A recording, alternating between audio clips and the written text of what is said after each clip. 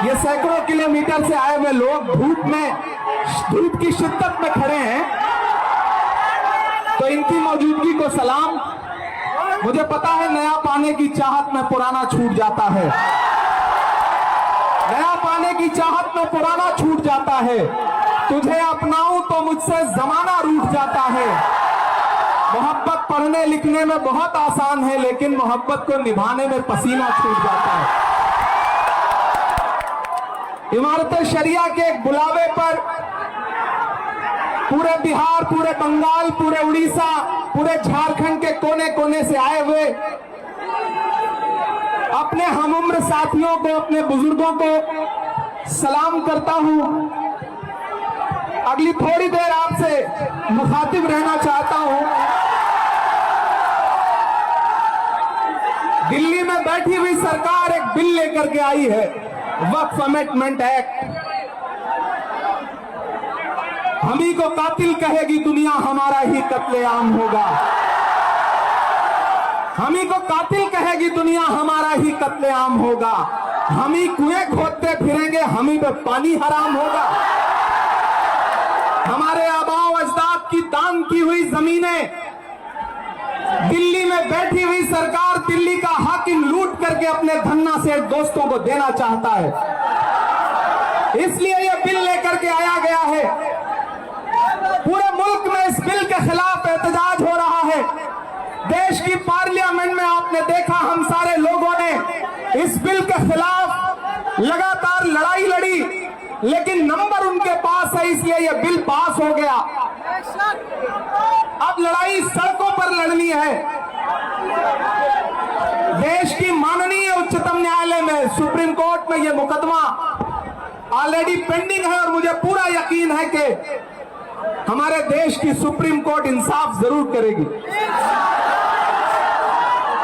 महान बादशाह सिकंदर ने जब यूनान फतेह किया तो जीत का जश्न मनाने के लिए वो शहर की सड़कों पर निकला, तो उसने देखा कि पूरा शहर जश्न मना रहा है, लेकिन एक फकीर इंसान सड़क के किनारे बेसुध होकर के सो रहा है। सिकंदर को गुस्सा आया।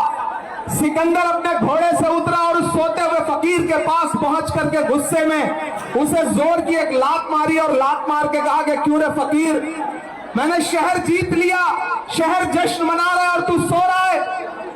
तो उस फकीर ने उन्नीदी आंखों से सिकंदर की तरफ देखा और देख करके कहा कि शहर फतेह करना बादशाहों का काम है, लेकिन लात मारना गधे का काम है। पिछले 11 साल में इस सरकार ने आवाम को सिर्फ और सिर्फ लात मारने का काम किया है, और अब ये बिल लेकर के आए हैं, और उन्हें लगता है कि आप खामोशी के साथ उनके हर जुल्म सितम को बर्दाश्त कर लेंगे। हमें पता है नहीं करेंगे, नहीं करेंगे ना, नहीं करेंगे ना। आपकी यहाँ मौजूदगी इस बात की गवाह है।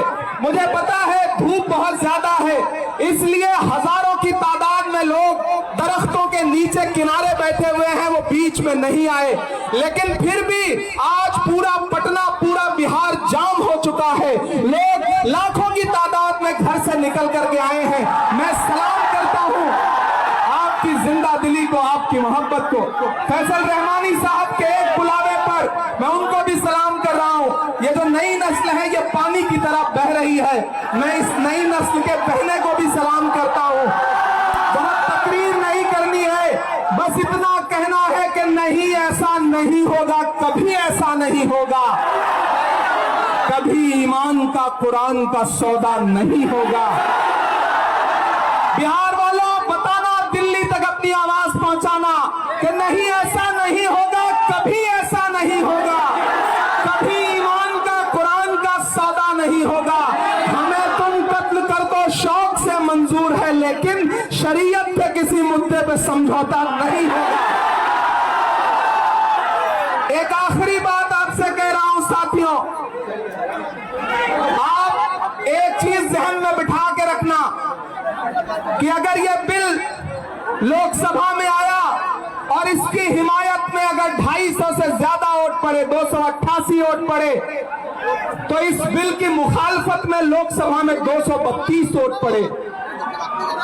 लोकसभा में मुसलमान सांसद सिर्फ 24 हैं, तो 200 से ज्यादा इस देश के हिंदू भाई, दलित भाई, सिख भाई, ईसाई भाई जो मेंबर ऑफ पार्लियामेंट हैं, वो लोकसभा में रात के 3:30 बजे तक इस बिल के खिलाफ वोट कर रहे थे और आपसे कह रहे थे कि हम आपके साथ खड़े हैं। ये है इस कुल की गंगा जमुनी तहजीब।